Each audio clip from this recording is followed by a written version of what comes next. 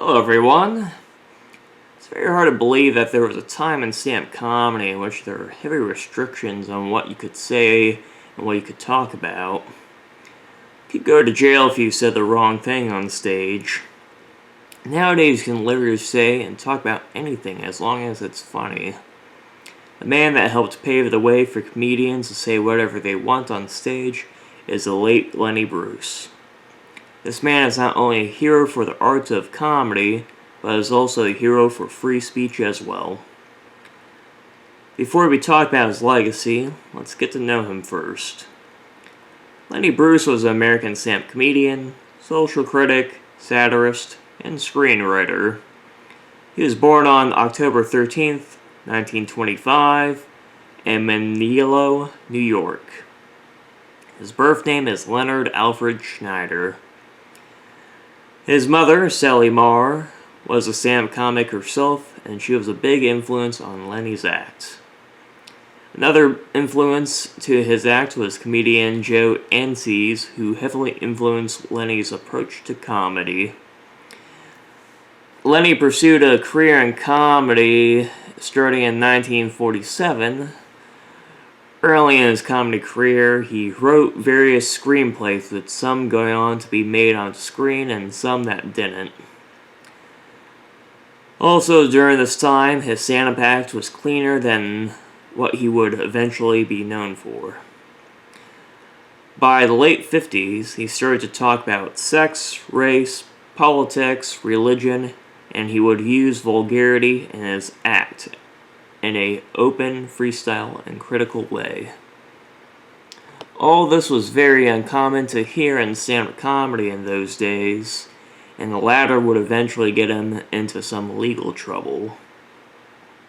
In North Beach, San Francisco, Lenny developed the complexity and tone of his material at the Hungry Eye nightclub.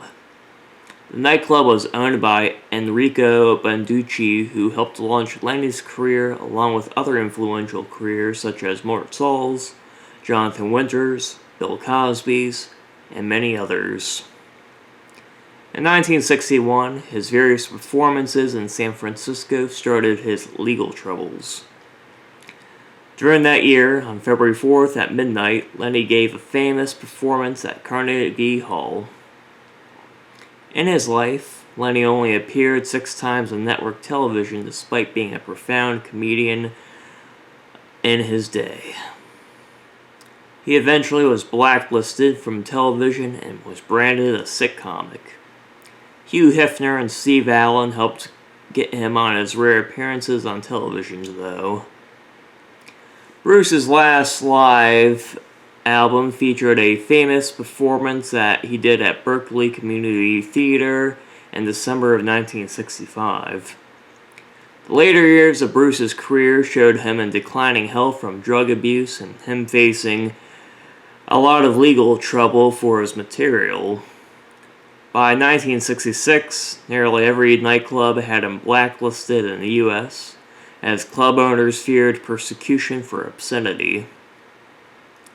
On August 3rd, 1966, in Hollywood Hills, Los Angeles, Lenny died of a drug overdose. He was only 40 years old. Despite dying prematurely, he helped pave the way for counterculture-era comedians such as George Carlin, Richard Pryor, and many others. He was also influential on freedom of speech in the U.S. with his trial for obscenity seen as a landmark for it. He is also often placed third on top American comedians list, with Carlin and Pryor being ahead of him. Well, that's all I have to say about the late Lenny Bruce.